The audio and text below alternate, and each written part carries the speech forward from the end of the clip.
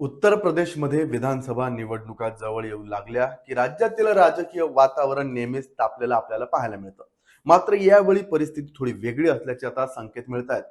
Bharatiya Janata party अर्थात भाजपचा परंपरागत कोर मतदार मानला जाणारा सवर्ण समाज, विशेषतः ब्राह्मण वर्ग, सध्या नाराज असल्याची चर्चा राजकीय वर्तुळात सातत्यानं ऐकू येते. काही राजकीय विश्लेषक तर ही नाराजी 70 ते 80% पोहोचल्याचा दावा करतायत. ही अस्वस्थता एका निर्णयामुळे निर्माण झालेली नाही, तर धोरणात्मक निर्णय, सांस्कृतिक प्रतीकांशी संबंधित वाद, संघटनात्मक संवादाचा अभाव आणि अलीकडील प्रशासकीय घडामोडी यांचा एकत्रित परिणाम असल्याचं मानलं जात आहे. सध्या उत्तर प्रदेश विधानसभेत 52 ब्राह्मण आमदार आहेत, त्यापैकी 46 भाजपचे आहेत. तरीही ब्राह्मणांचे अजूनही ऐकलं जात नाही. राज्यातील सर्व जातींचे आमदार शक्तिशाली झाले तर ब्राह्मण आमदारांचा आवाज दाबला जात असल्याची त्यांची भावना आहे. म्हणूनच त्यांनी एकत्र येऊन डिसेंबर महिन्यात भविष्यातील रणनीती आखण्यासाठी एक गुप्त बैठक घेतली. ब्राह्मण आमदारांच्या या बैठकीमुळे राज्य सरकार आणि मुख्यमंत्री योगी आदित्यनाथ यांच्या समोरचं आव्हान वाढलंय. मात्र ही अस्वस्थता वाढण्याची कारणे नेमकी काय आहेत ते आजच्या या व्हिडिओत पाहूयात. नमस्कार, मी अभिषेक गावंडे आणि तुम्ही पाहताय लेट्स मराठी. सवर्णांमधले नाराजीचं जे पहिलं कारण आहे ते म्हणजे की यूजीसीचा कायदा आणि शिक्षित वर्गातली एक नाराजी. भारतातील सर्व विद्यापीठ आणि महाविद्यालये जे आहेत ती यूजीसीद्वारे मान्यता प्राप्त आहेत.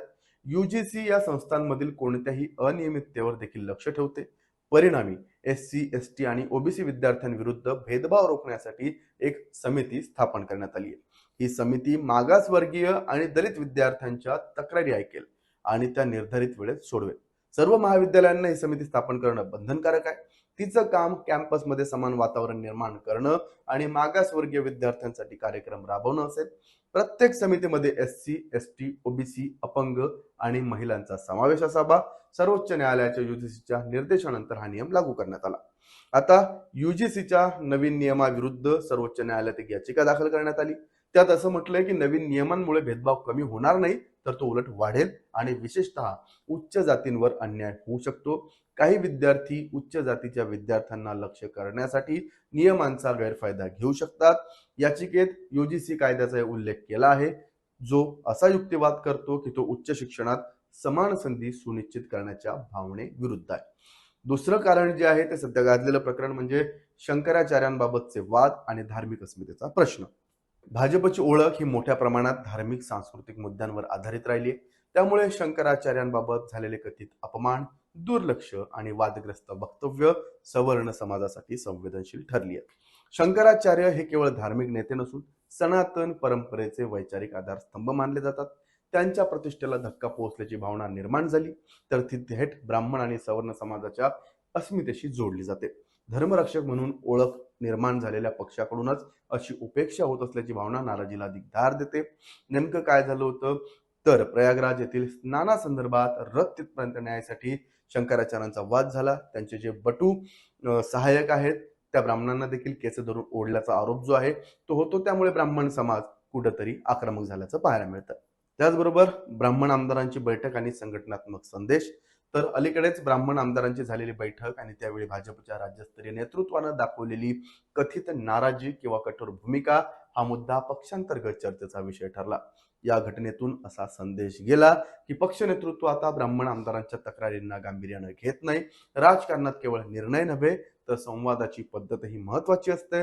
सवर्ण समाजात ही भावना वाढताना दिसतेय की सामाजिक समतोलाच्या नावाखाली त्यांच्या प्रश्नांकडे दुर्लक्ष होत आहे. चौथा मुद्दा आहे की काशीतील मूर्ती तोडफोड आणि सांस्कृतिक धक्का तो जो आहे तो मानला जातो. काशी हे भाजपच्या सांस्कृतिक राजकारणाचं केंद्रही मानलं जातं. विशेषतः नरेंद्र मोदी यांचा तो मतदारसंघही आहे. अशा ठिकाणी विशेषतः मणिकर्णिका घाट परिसरात मूर्तींची तोडफोड किंवा हटवण्याच्या घटना समोर आल्यानं भावनिक प्रतिक्रिया उमटल्या. प्रशासन याला विकास आणि पुनर्विकास प्रकल्पाशी जोडतं, तरी धार्मिक आणि सवर्ण वर्गासाठी हा प्रश्न मात्र आस्थेचा राहिलाय. विकास आणि वारसा यांचा समतोल राखला जाईल अशी अपेक्षा भाजपकडून होती. तो समतोल ढासळल्याची भावना पक्षाच्या वैचारिक विश्वासार्हतेवर प्रश्नचिन्ह उपस्थित करतो. पाचवं कारण आहे की सिटी मॅजिस्ट्रेट सारख्या एका प्रशासकीय अधिकाऱ्याचा राजीनामा, प्रशासनातील अस्वस्थतेचा संकेत. या सगळ्या पार्श्वभूमीवर एका सिटी मॅजिस्ट्रेटनं दिलेल्या राजीनाम्यानं चर्चेला आणखी वेगळं वळण दिलंय. अधिकृतपणे कारण जरी वैयक्तिक किंवा जे आहेत यूजीसी कायदा असेल, सवर्णावरचा अन्याय असेल, शंकराचार्यांच्या बद्दल जो प्रकार घडला हे कारण सांगितलं जात आहे. राजकीय वर्तुळात या राजीनाम्याकडे आता अंतर्गत दबाव किंवा संस्थात्मक अस्वस्थता याचं प्रतीक म्हणून पाहिलं जात आहे. काहींच्या मते धार्मिक सांस्कृतिक प्रश्नांशी संबंधित निर्णयांमध्ये प्रशासनावर वाढता राजकीय दबाव, तसेच कायदा सुव्यवस्थेच्या बाबतीत स्वायत्ततेचा अभाव, त्यामुळे वरिष्ठ अधिकाऱ्यांमध्ये आता असंतोष वाढतोय, विशेषतः सवर्ण वर्गामध्ये. हा राजीनामा अपवादात्मक असला तरी तो सध्याच्या वातावरणातील तणावाचं एक द्योतक मानला जातोय. आता 6वा मुद्दा आहे की कोर मतदार सायलेंट होण्याचा धोका. हा जो सवर्ण वरच्या जातीतला जो किंवा ब्राह्मण समाज असेल, समाज जो आहे हा थोड्याफार प्रमाणात उघड विरोध करताना दिसतोय.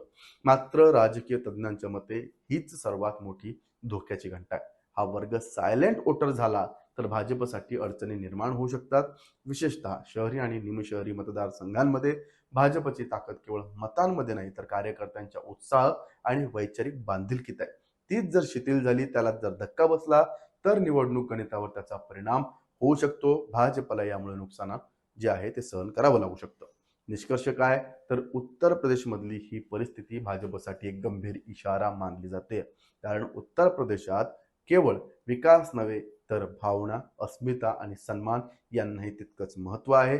आगामी विधानसभा निवडणूक हे ठरवेल की भाजप आपल्या कोर मतदारांना कितपत समजून घेईल आणि सत्ता टिकवण्यासाठी सामाजिक विश्वास किती महत्वाचा आहे. तुम्हाला हे राजकीय विश्लेषण कसं वाटलं आम्हाला कमेंट करून नक्की सांगा. पाहत राहा लेट्स मराठी.